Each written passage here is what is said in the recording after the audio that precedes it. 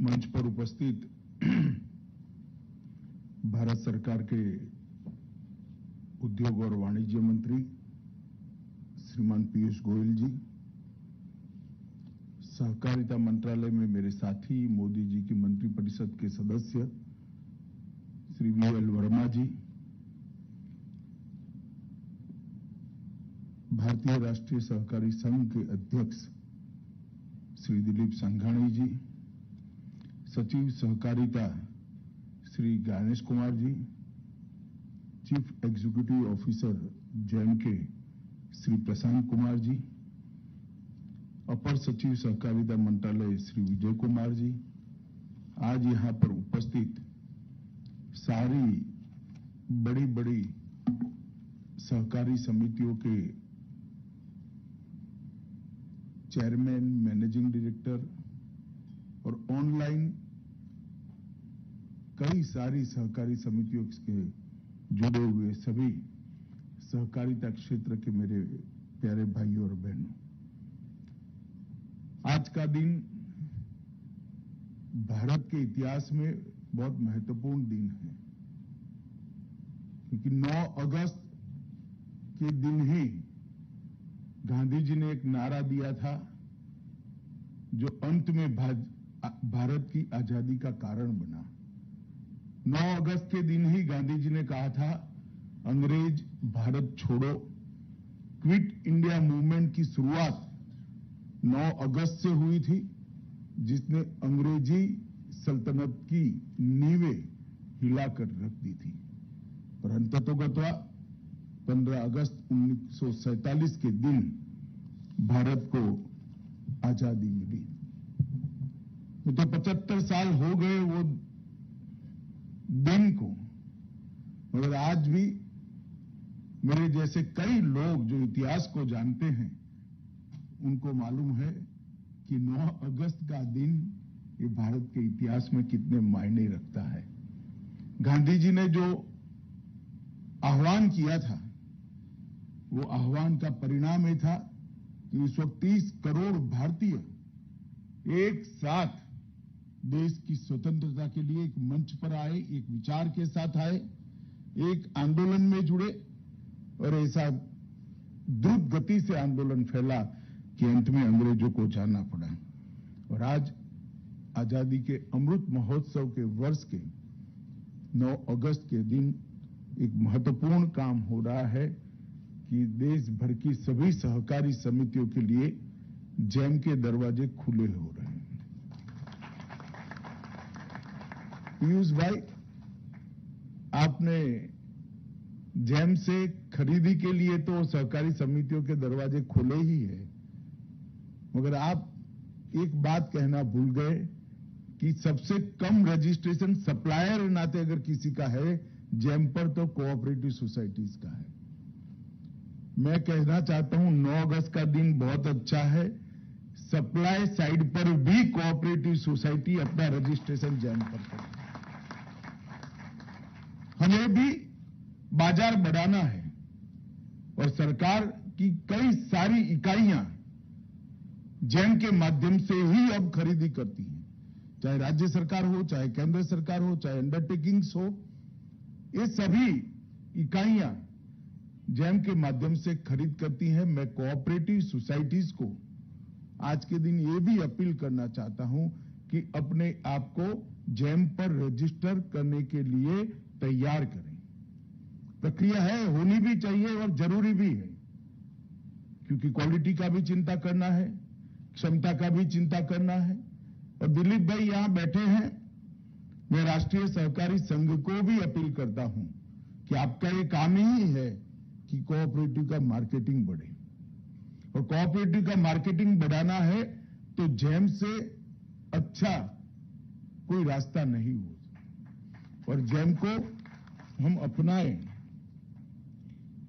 मित्रों, आज जैम के बारे में मैं बाद में बात करता हूं, मगर आज ढेर सारे लोग, ढेर सारी समितियों के कार्यकारिणी के लोग और उनके चेयरमैन ऑनलाइन जुड़े हैं। कई जगह पे पैक्स पर भी पूरी की पूरी समिति आज ऑनलाइन इस कार्यक्रम को देख रही है। मैं सहकारिता के बारे में थोड़ी बात संक्षिप्त में जरूर बताना चाहता हूं मित्रों। मोदी जी ने जो निर्णय किया है सहकारिता मंत्रालय को अलग बनाने का, और मेरा तो सौभाग्य है कि देश के पहले सहकार मंत्री बनने का मौका उन्होंने मुझे दिया है। मगर ये निर्णय कोई सोचे समझे बगैर किया गया निर्णय नहीं है। अर्थतंत्र को जो जानते हैं उनको आबादी अपने आप में एक ताकत भी लगती है, और मेरे जैसे जो लोग सोचते हैं वो ज्यादा इस बात को सोचते हैं कि आबादी अर्थतंत्र के लिए ताकत होती है, क्योंकि अंततः आबादी मार्केट भी होती है, मार्केट की एक साइज होती है। भारत की आबादी तो 130 करोड़ थी 2014 तक, परंतु मार्केट 60 करोड़ का ही था, क्योंकि बाकी 70 करोड़ लोगों का खरीद शक्ति ही नहीं था, खरीदने की शक्ति ही नहीं थी। तो आबादी 130 करोड़ होने के बावजूद भी भारत का मार्केट 70 करोड़ तक सीमित था। नरेंद्र मोदी जी ने इस देश के 60 करोड़ लोग ऐसे थे जिनका पूरा समय, दिन का पूरा समय शाम को क्या खाना इसकी चिंता में चला जाता था। ज्यादा से ज्यादा सोचे तो आगे घर बना लेना है, घर में एक गैस की बोतल ला देनी है, घर में बिजली का कनेक्शन ला देना है, स्वास्थ्य की सुविधाओं के लिए चिंता करनी है, घर के अंदर स्वच्छ पीने का पानी लाना है, घर के अंदर शौचालय बनाना है। ये सारी चिंताओं में से ही आजादी के 75 साल तक देश के 60 करोड़ लोग बाहर ही नहीं आए, उनका पीढ़ियां इसी में चली गई। मैं उत्तर प्रदेश में कई गांव में कई लोगों को मिला हूं जो आज प्रधानमंत्री आवास का एक घर मिलने के बाद कहते हैं 12वीं पीढ़ी तो हमें याद है, 12वीं पीढ़ी का संघर्ष हो गया, घर नहीं बना पाए थे भाई, मोदी ने छप्पर दे दिया, आज हमारी 13वीं पीढ़ी ने घर देखा। तो 60 करोड़ लोगों का जो संघर्ष का कारण था मोदी जी ने एक साथ समाप्त कर दिया। इसको बैंक अकाउंट दे दिया, इसको गैस का सिलेंडर दे दिया, घर दे दिया, शौचालय दे दिया, घर में बिजली दे दी, स्वास्थ्य की सुविधाएं दे दी, शुद्ध पीने का पानी दे दिया, और फ्री ऑफ कॉस्ट खाने के लिए अनाज भी दे दिया। आप लोगों को लगेगा कि ठीक है भाई, गरीब कल्याण की दृष्टि से अच्छा ही किया, मगर उसका सहकारिता से क्या मतलब है? मित्रों, अब इसके मन में महत्वाकांक्षा है। घर में लाइट आई है, उसको पंखा चाहिए, उसको कूलर चाहिए। अब फ्री हो गया है, खाने के लिए मेहनत नहीं करनी है, तो मेहनत और कोई काम के लिए करनी है तो उसको स्कूटी भी चाहिए, और वो पैसा कमाना चाहता है। इसके मन के अंदर आकांक्षा भरने का काम नरेंद्र मोदी सरकार और देश के प्रधानमंत्री नरेंद्र मोदी ने किया है। आकांक्षा तो तब होती है जब प्राथमिक जरूरियातें समाप्त हो जाती है। पूरा जीवन ही जब प्राथमिक जरूरियातों में समाप्त हो जाता था, आकांक्षा कहां से पैदा होगी? आकांक्षा पैदा हो ही नहीं सकती। इसकी प्राथमिक जरूरियातों को 7 साल में एक साथ नरेंद्र मोदी ने समाप्त कर दिया है। अब उसकी आकांक्षा जगी है, उसको कुछ करना है मगर पूंजी नहीं है। पूंजी नहीं है तो वो कैसे कर पाएगा? करने के लिए तो पूंजी चाहिए, मगर पूंजी के बगैर भी कोई कुछ कर सकता है, और वो कोऑपरेटिव के माध्यम से कर सकता है। देश के 60 करोड़ लोगों के पास अगर 5-5 हजार रुपया भी है तो बड़े से बड़ी कोऑपरेटिव वो चला सकते हैं, अच्छे से अच्छी कोऑपरेटिव चला सकते हैं। श्री सोडी यहां बैठे हैं, अमूल उसका उदाहरण है। आज 20 लाख बहनें 60,000 करोड़ के टर्नओवर वाली कोऑपरेटिव को कई सालों से सफलता से चला रहे हैं, मुनाफा भी कमा रहे हैं और अपना जीवन यापन भी कर रहे हैं। मैंने अमूल के कार्यक्रम में एक साल में 1.5 करोड़ रुपए का दूध भरने वाली बहनों को मेरे हाथ से इनाम दिया है। एक महिला 1.5 करोड़ रुपए का दूध डेयरी में भरती है, इसको मैंने इनाम दिया है। मैंने उसके पैर में हवाई चप्पल भी देखा है, मगर सफलता से अपनी समिति की वो चलाती है। इसके जैसी कई महिलाओं को साथ में जोड़कर गुणवत्ता युक्त दूध पूरे देश में भरने का काम वो करती है। एक ही मॉडल है जिसमें पूंजी कम है मगर लोग बहुत सारे हैं, तो बड़े से बड़ा काम करते हैं। वो मॉडल कोऑपरेटिव का मॉडल है और कोऑपरेटिव के मॉडल के लिए अपार संभावनाएं अंग्रेजों के शासन में नहीं थी, अपार संभावनाएं कांग्रेस के शासन में नहीं थी, परंतु नरेंद्र मोदी जी ने 60 करोड़ लोगों को, उनकी आकांक्षाओं को जो जीवित किया है, 60 करोड़ लोगों की आकांक्षाओं को पर दिए हैं और उसके बाद वो कुछ करना चाहते हैं, वो कोऑपरेटिव के माध्यम से करना चाहते हैं। अब हमारे पास रॉ मटेरियल तो है, हमारे पास कोऑपरेटिव के साथ जुड़ने वाले लोग हैं, जरूरियत है कोऑपरेटिव क्षेत्र में काम करने वालों ने कोऑपरेटिव का एक्सपांशन करने का, और इसीलिए मोदी जी ने इस सहकारिता मंत्रालय की स्थापना की है। कोऑपरेटिव का एक्सपांशन करना है तो कई सारा सुधार हमने एक क्षेत्र के अंदर भी करना पड़ेगा। निग्लेक्टेड क्षेत्र रहा है। कोई भी व्यवस्था जो होती है अपने आप में 50 साल में आत्मचिंतन नहीं करती है तो व्यवस्था कालबाह्य हो जाती है, समय उसको खत्म कर देता है। कोऑपरेटिव की व्यवस्था 115 साल पुरानी हमारे देश में है, कानून भी बहुत पुराने, बीच बीच में टुकड़ा टुकड़ा परिवर्तन हुए मगर आमूलचूल परिवर्तन समय के हिसाब से नहीं हुआ है, इसका मॉडर्नाइजेशन नहीं हुआ है। आज के समय के परिप्रेक्ष्य में कोऑपरेटिव सोसाइटी चलाने वालों की ट्रेनिंग भी नहीं हुई।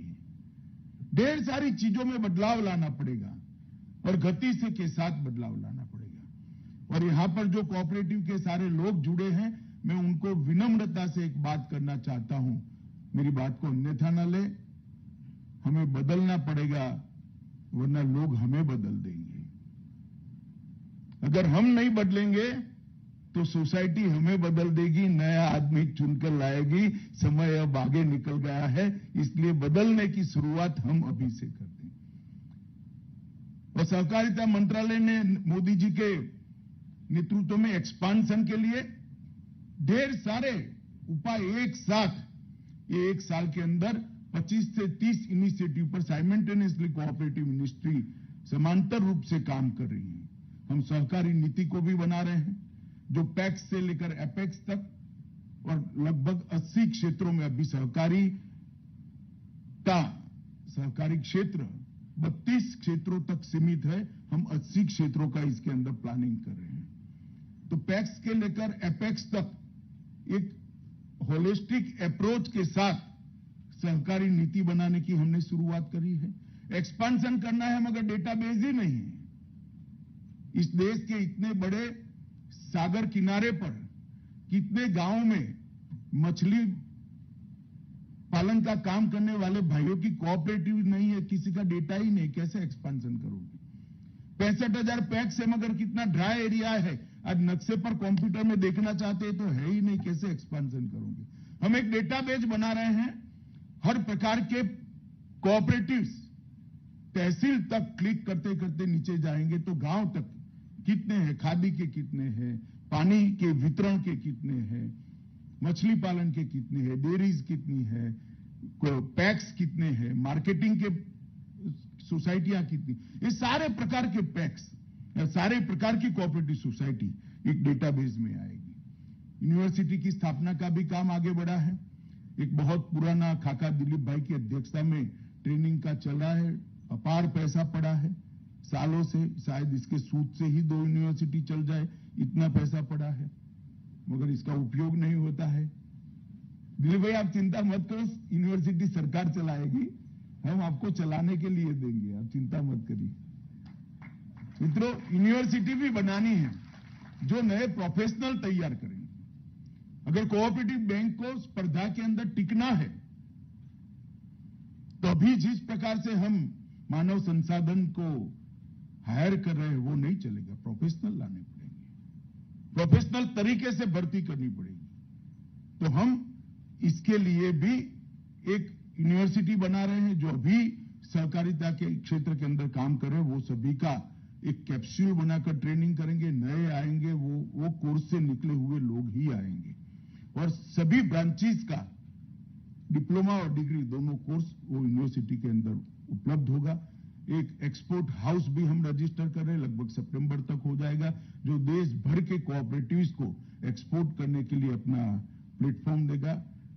यूनिवर्सिटी बनने के बाद राष्ट्रीय सहकारी संघ को साथ में रखकर हम ट्रेनिंग का एक विस्तृत प्रोग्राम बनाए और ट्रेनिंग को सहकारिता के कर्मचारियों तक नहीं रखेंगे, सहकारिता के मेंबर तक भी रखेंगे। अगर मेंबर में जागरूकता नहीं है, मेंबर को अपना अधिकार नहीं है, तो सहकारिता की समितियों में जो लोग बैठ जाते हैं उस पर कभी भी चेक नहीं रहता है। मेंबर की जागरूकता सबसे महत्वपूर्ण है। ये सारी चीजें हम सबको भी, मैं भी पैक्स चलाता हूं, मुझे भी परेशानी कर सकती है, मगर पैक्स अच्छे से चलाना है, सहकारिता अच्छे से चलानी है तो मेंबर्स का जागरूक होना बहुत जरूरी है। मल्टी स्टेट कोऑपरेटिव एक्ट के अंदर भी बहुत आमूलचूल हम परिवर्तन कर रहे हैं। मोदी सरकार ने सारे पैक्स को कंप्यूटराइज करने का निर्णय कर लिया है और कैबिनेट ने इसकी अनुशंसा भी, अनुमति भी दे दी है और अब बहुत तेजी के साथ आगे बढ़ रहे हैं। अब तक जितने भी हर्डल्स बैंकिंग क्षेत्र को छोड़कर कोऑपरेटिव के लिए वित्त विभाग में थे, सारे हर्डल हमने 3 माह के अंदर ही समाप्त कर दिए थे। आज देश की कोऑपरेटिव टैक्सेशन के मामले में कंपनी के एट पार है और 60 साल का अन्याय सहन करने के बाद आज हम एट पार कर दिए। 60 साल से हम ज्यादा टैक्स दे रहे हैं। पहली बार एक ऐतिहासिक निर्णय के, प्रचार मेरा स्वभाव नहीं है, मगर आपके सीए ने आपको बता दिया होगा। और मित्रों, मैं आपको इतना जरूर कहना चाहता हूं कि बैंकिंग क्षेत्र में भी थोड़ी कठिन प्रक्रिया है। रिजर्व बैंक के साथ चर्चा चल रहा है। काफी सारी चीजें, काफी सारे मुद्दे प्राइमरी मीटिंग के अंदर ही रिजर्व बैंक ने एक पत्र से ही सिर्फ एक्सेप्ट किए हैं और एक फाइनल मीटिंग होने के बाद बैंकों को भी एट पार लाने का काम हम कर पाएंगे, इसका मुझे पूरा भरोसा है। आप जरा भी एक बात आप समझ लीजिएगा कि अब सहकारिता क्षेत्र के साथ दोयम दर्जे का व्यवहार कोई कर नहीं सकता, कोई अन्याय नहीं। परंतु हमने भी बदलने की शुरुआत करनी है, हमने भी पारदर्शिता की दिशा में जाना पड़ेगा, हमने भी अपने आप को तैयार करना पड़ेगा। और अगर जब तक लोगों का विश्वास कोऑपरेटिव पर नहीं बनता है, कोई भी विचार आंदोलन का स्वरूप नहीं लेता और सहकारिता जब तक आंदोलन नहीं बनती है। 29 करोड़ लोग आज देश के सहकारिता से जुड़े हैं और पोटेंशियल है 103 करोड़ लोग जुड़ने का। 29 करोड़ से 103 करोड़ की जो यात्रा है, जो 60 करोड़ लोग हैं, वो 60 करोड़ लोग को कोऑपरेटिव के साथ जोड़ना है। वो काम हमने मोदी जी के नेतृत्व में करना है, मगर इसके लिए जनता का विश्वास अर्जित करना पड़ेगा और जनता का विश्वास अर्जित करना है तो पारदर्शिता लानी पड़ेगी और पारदर्शिता लानी है तो 3 क्षेत्र है। एक तो चुनाव पारदर्शी होने चाहिए, इसके अंदर भी हम बदलाव करने चाहिए। चुनाव आयोग की तरह की यंत्रणा बनेगी जो चुनाव को पारदर्शी तरीके से कराएगी। बार बार हम ही चुनकर आ जाए, ये व्यवस्था ठीक नहीं है। मुझे भी कहने का अधिकार नहीं है, मैं भी 25 साल से पैक्स का चेयरमैन मैं ही हूं, इस बार बदलने वाले हूं। मगर चुनाव के अंदर ही पारदर्शिता लाना, भर्ती के अंदर, रिक्रूटमेंट्स के अंदर भी पारदर्शिता लाने, इसके रूल्स बनाने का काम भी हम कर रहे हैं। और तीसरा, परचेज के अंदर पारदर्शिता लाना। परचेज के अंदर पारदर्शिता लाने के लिए जैम से अच्छा कोई माध्यम हो नहीं सकता। नरेंद्र मोदी जी ने डीजीएसएनडी का, जो पीयूष भाई कह रहे हैं, ये डायरेक्टरेट को समाप्त कर देश पर बहुत बड़ा उपकार कर एक करप्ट व्यवस्था को समाप्त कर दिया। और इतनी ट्रांसपेरेंट तरीके से, व्यवस्था नहीं है, टीचिंग प्रॉब्लम हो सकते हैं, कुछ गड़बड़ियां भी शुरुआत में एडमिनिस्ट्रेटिव प्रकार की आ सकती है, मगर इरादे पर कोई शंका मत करिए। मैं आपको विश्वास दिलाता हूं, आने वाले 5 सालों के बाद ये दुनिया ये मॉडल को देखेगी कि पारदर्शिता से गवर्नमेंट परचेज का मॉडल कैसे हो सकता है। और मित्रों, जिस प्रकार से पीयूष भाई के नेतृत्व में जेम की यात्रा अब तक चली है और मैं भविष्य जो देख रहा हूं, मैं तो बहुत आशान्वित हूं। आज मैं पहले सहकारिता की ही बात करूं, जब पहले पीयूष भाई का गया तब उन्होंने कहा कि भाई ना आ जाएगी, वित्त मंत्रालय करेगा, वो करेगा। एक फर्स्ट रिएक्शन था, मैंने बोला यार आप प्रयास करो, तो उन्होंने कहा आप फोन करें। मैं तो नहीं फोन करूंगा, भाई मेरे मंत्रालय का नोट है, उनको मालूम है मैंने साइन किया हुआ है, आप प्रयास करिए, आगे देखिए क्या होता है। और बिल्कुल निर्विरोध पीयूष गोयल जी के परिश्रम से कैबिनेट तक नोट पहुंच गई और मोदी जी ने इसको अनुमति भी दे दी और आज हम सारी सहकारी समितियों को जेम के साथ जोड़ने का काम कर रहे हैं। बहुत बड़ी उपलब्धि है।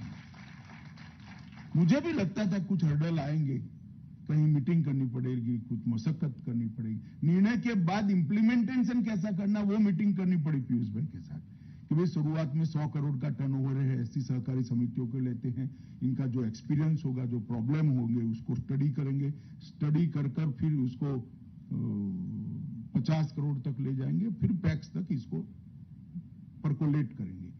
इस प्रकार की व्यवस्था की मीटिंग करी पड़ी। मगर मित्रों, मुझे कहने के लिए आनंद है कि लगभग जो समितियां जुड़नी चाहिए 100 करोड़ के टर्नओवर से हमने लक्ष्य रखा था, उसमें 589 राज्य सरकार की समितियां थी। आज सुबह तक 289 समितियां उसमें से जुड़ चुकी है। अभी तो शुरुआत आज हो रही है। और 54 मल्टी स्टेट कोऑपरेटिव्स थे जो जुड़ सकते थे, उसमें से 54 में से 45 मल्टी स्टेट कोऑपरेटिव जुड़ चुके हैं। बहुत बड़ी उपलब्धि है। लोगों का भरोसा भी है। हो सकता है बड़े बड़े कोऑपरेटिव्स को अपना एरिया इसमें एक्सपांड करना पड़ेगा।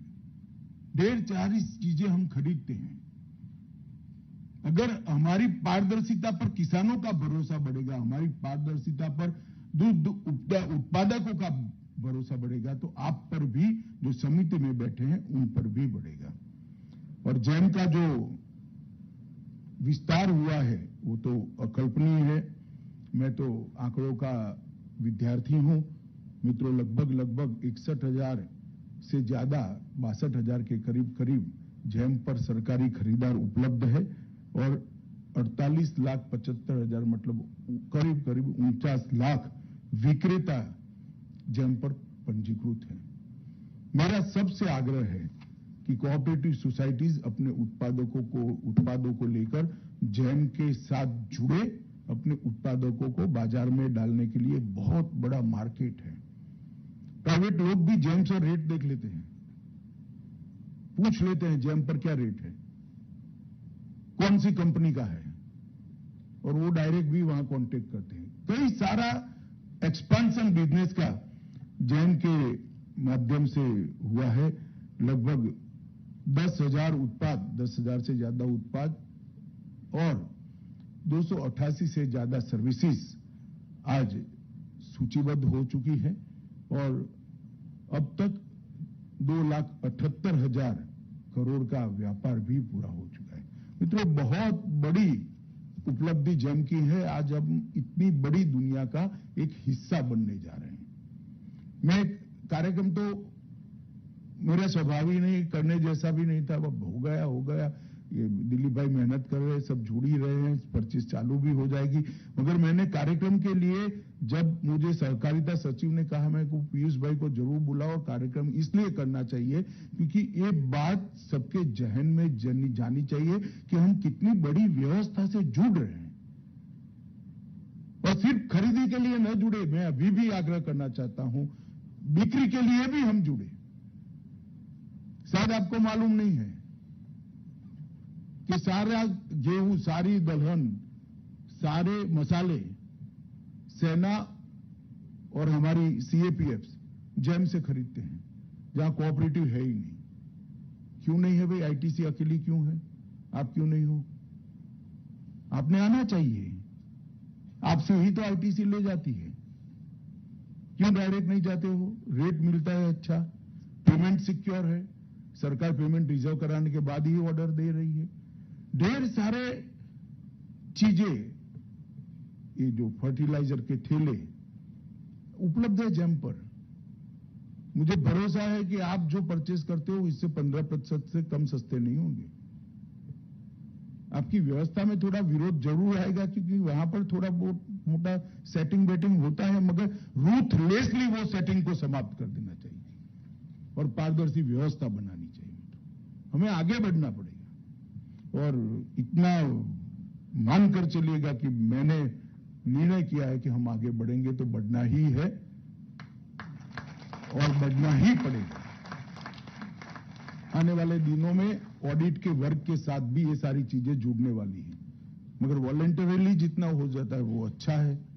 नहीं तो ऑडिटर पूछेगा कि भाई क्यों जेम से परचेज नहीं किया, फिर हम दिक्कत में आएंगे। मैं तो चाहता हूं ऐसे दिन ना आए, वॉलंटरीली हम जुड़ जाए। सस्ता मिल रहा है, क्यों नहीं खरीद करना भाई? और हमें पारदर्शिता लानी पड़ेगी, तभी जनता का विश्वास प्राप्त कर सकेंगे, तभी जाकर हम करेंगे। मुझे पूरा भरोसा है सरकार में जो बचत हुई है मित्रों, 21-22 में लगभग 11,500 करोड़ रुपए की बचत का अनुमान है। 11,500 करोड़। कोऑपरेटिव को छोटा हमारा टर्नओवर नहीं है। इस देश का 30% दूध हम सप्लाई करते हैं, इस देश की 35% चीनी हम सप्लाई करते हैं, इस देश का 21% गेहूं सरकारी समितियां क्रय करती है, इस देश के 22% चावल सहकारी समितियां क्रय करती हैं, 12% मछली उत्पादन सहकारी समितियों से है। और हाउसिंग कोऑपरेटिव को आप गिन लो तो ये आंकड़ा कहां का कहां पहुंच जाएगा।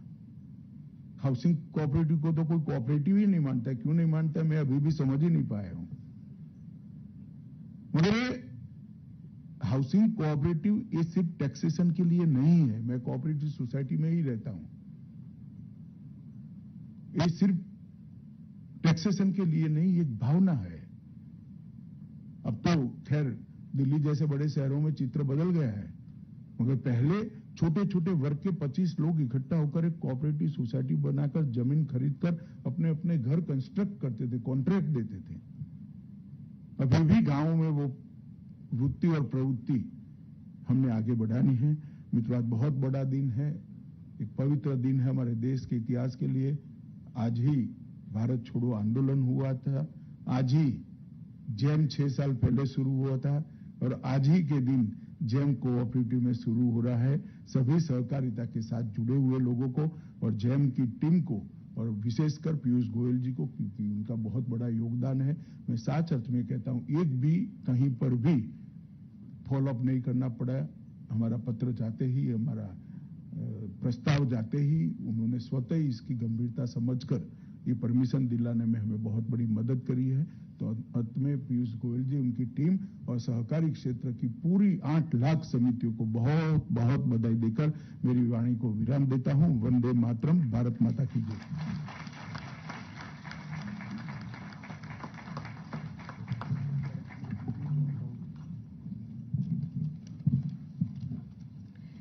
माननीय, आपके उत्साहपूर्वक संबोधन के लिए बहुत बहुत धन्यवाद। मैं एक लाइन और जुड़ना चाहूंगी कि जेम से खरीदेंगे तो देश का पैसा देश में ही रहेगा। और आपने कहा एक्सपोर्ट्स